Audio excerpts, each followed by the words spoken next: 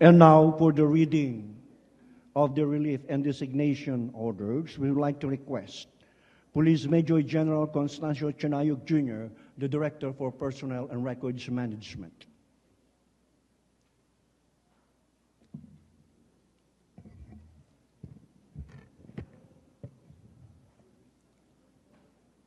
Republic of the Philippines, National Police Commission, National Headquarters, Philippine National Police, Camp Brigadier General Rafael T. Crame, Quezon City.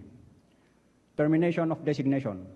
Pursuant to General Orders Number NHQ-GO TDS-2025-4308, dated August 26, 2025. The designation of Police General Nicolas Deloso Torre III, O-06117, as Chief Philippine National Police is terminated effective August 26, 2025. Designation. Pursuant to General Orders Number NHQ-GO-DES 2025-4309, dated August 26, 2025. Police Lieutenant General Jose Melencio Corpus Nartatez Jr., O-00542, is designated as Officer in Charge, Philippine National Police, effective August 26, 2025, by the direction of President Ferdinand R. Marcos Jr. Official, Juanito Victor C. Remulla, Secretary of the Interior and Local Government. Signed, Constancio T. Chanayog Jr., Police Major General, the Director for Personnel and Records Management.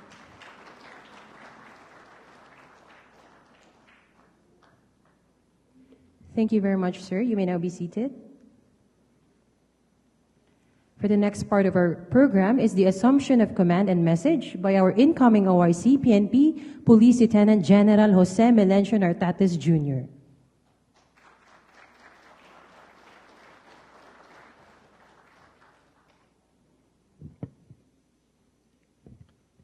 Assumption of command.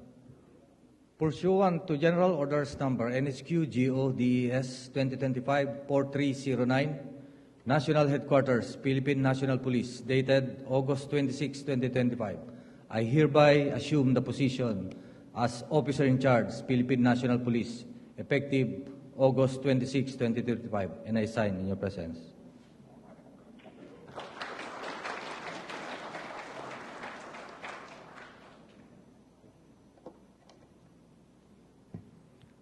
With that, I am now ready to assume my post as for the turnover as Officer in Charge of the Philippine National Police.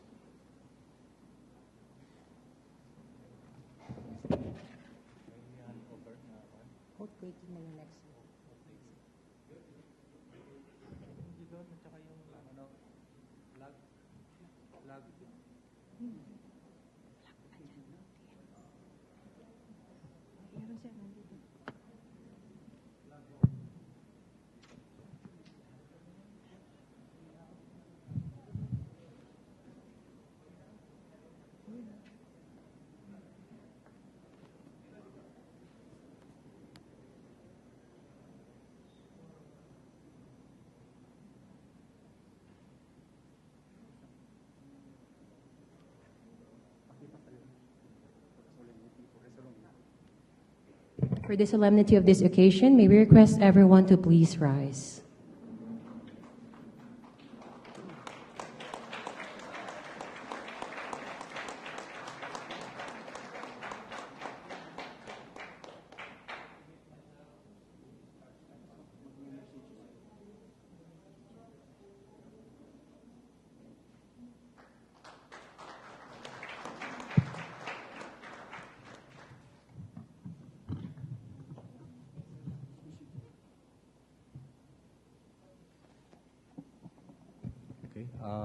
Please sit down.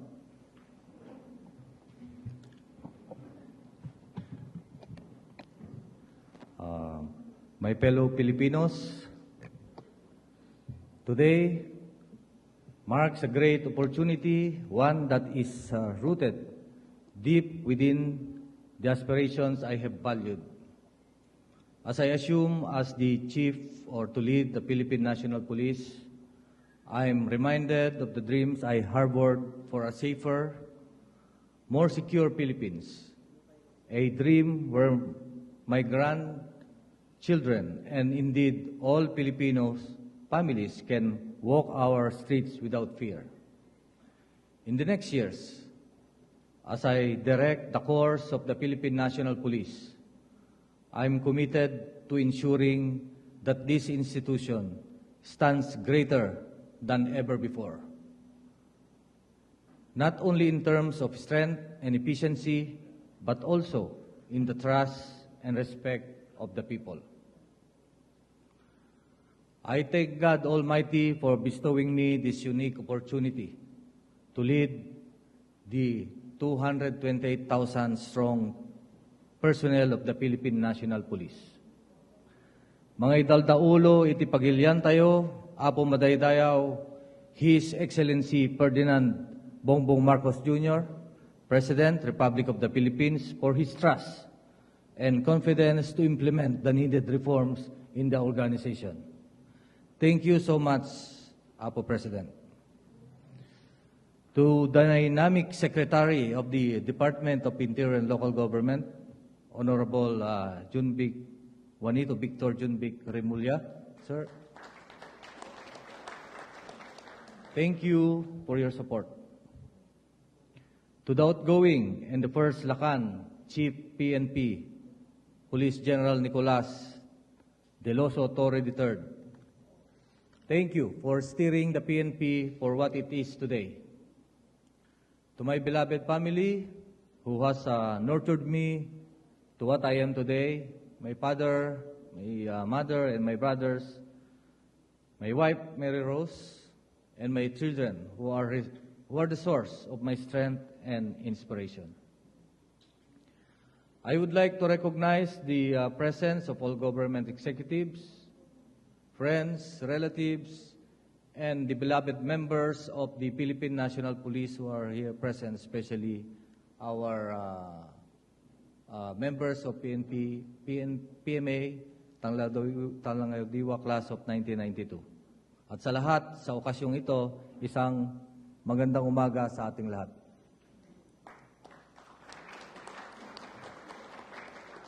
My story began many years ago as a young lad growing up under the care of my grandfather, who served 16 years as the chieftain of the humble barangay of Mabilbilasor, Santa Ilocos.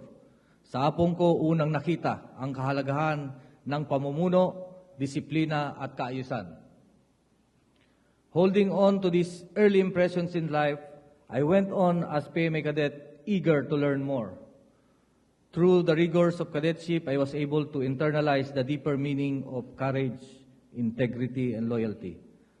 From the halls of the academy to the streets where I patrolled as a young lieutenant, every experience has shaped me into the leader I am today. My aspiration has become to lead with integrity, to serve with compassion, and to protect our communities with unwavering dedication. But today is not just about my story. It is about the collective narrative of the Philippine National Police, an organization built on the pillars of service, honor, and justice. Over the years, we have been guided by the wisdom and insights of my predecessors. It's like our former Chief PNP, General Acorda, palakpakan natin, who have left behind a legacy of best practices. Together, we have overcome adversity, solved crimes, and have worked tirelessly to protect our vulnerable communities. Our aspiration is clear: to become a resilient organization able to provide a safer, more secure environment for every Filipino, where justice prevails and all can live without fear. Kahalintulad ng sinabi ng ating mahal na Pangulo, na ang pangarap mo ay pangarap ko rin, at pangarap nating lahat. Ito ay ang magkaroon ng isang bagong PNP para sa isang bagong Pilipinas. And in order to realize this dream, we shall march together and traverse this path by carrying out the needed programs that will ultimately, or that will transform, continuously transform our organization. First is, in an overwhelming landscape of threats, innovation in patrolling and investigation is the key. We can deny the occurrence of crime through the mastery of community, strategic deployment, and police visibility in crime-prone areas. In the occurrence of crime, we should provide investigative solutions by identifying personalities and groups involved, secure evidence that will ensure their guilt before the court.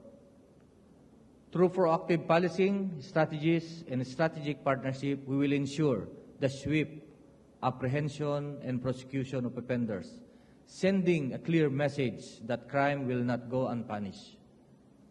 At the same time, we shall continue the 5-minute response policy of the former Chief PNP to assure the public of timely intervention and protection.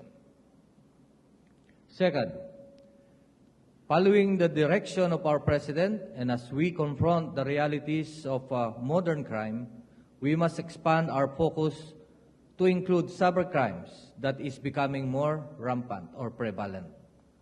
Our cyber capabilities must be responsive and should adapt to the latest cyber threats and trends.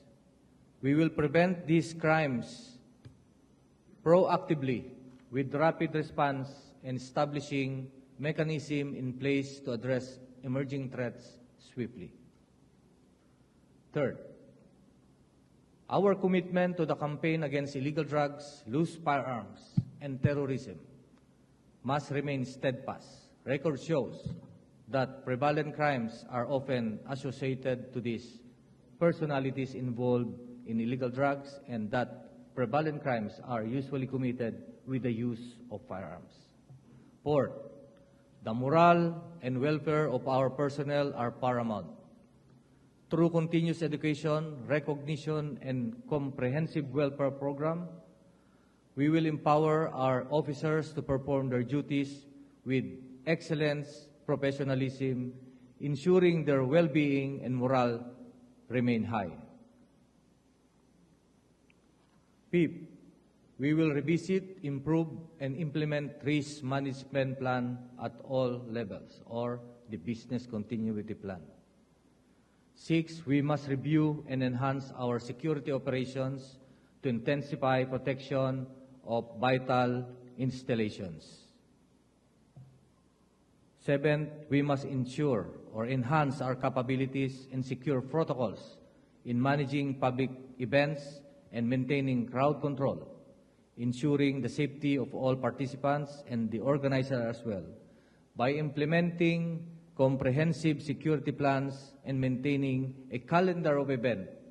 We will uphold order and safety during gatherings and festivities, especially in Metro Manila. We have the SONA, we have the Quiapo, and as well as the SONA. Lastly, we will rigorously implement integrity monitoring at all levels to weed out rogues in service. Integrity is the cornerstone of public service, essential in gaining the trust and confidence of the community. I recognize that my aspirations are not mine alone, but shared by every dedicated policeman who sworn an oath to protect and serve. I call upon all PNP personnel. Together, let us forge a path towards a future where the PNP is not just a force of law, but a beacon of hope and integrity.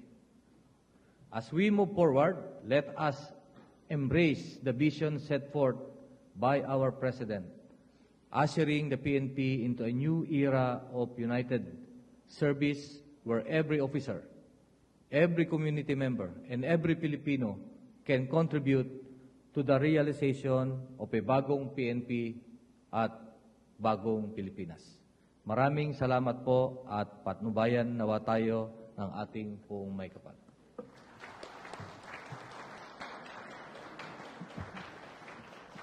Thank you very much, sir. You may now be seated, everyone.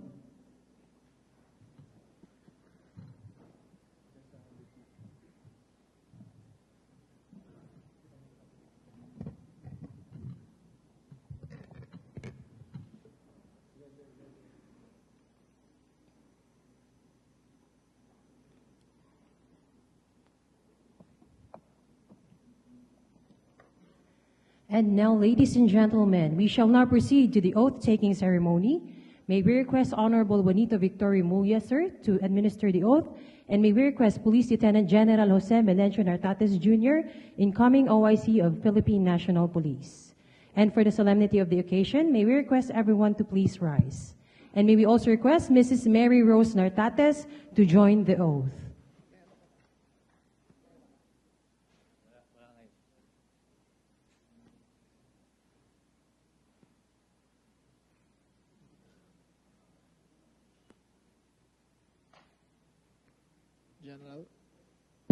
General, please raise your right hand and repeat after me. Ako si Police Lieutenant General Jose Melencio Corpus Nartatez Jr. na itinalaga sa katungkulan bilang Officer in Charge, Philippine National Police. ay taimtim na nanunumpa. Natutuparin ko ng buong husay at katapatan. Sa abot ng aking makakaya. Ang mga takdang gampanin. Ng aking bagong katungkulan. Kalin sabay nito'y. Nangangako ako. Sa ngalan ng Republika ng Pilipinas. Na aking itataguyod at ipagtatanggol. Ang saligang batas. At tunay na mananalig at tatalima ako rito.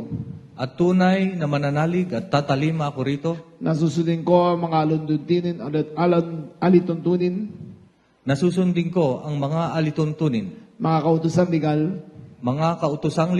At mga dekretong pinaiiral. Na mga sadyang itinakdang. May kapangyarihan. Sa ilalim ng Republika ng Pilipinas. At kusa kong babalikatin ito. Ang mga pananagutang ito. Na walang anumang pasubali.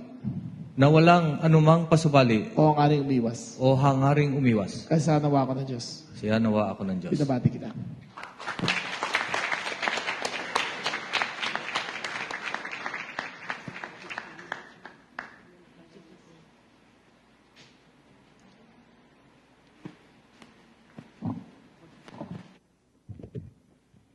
And now may we request everyone to please remain standing for the singing of the PNP hymn.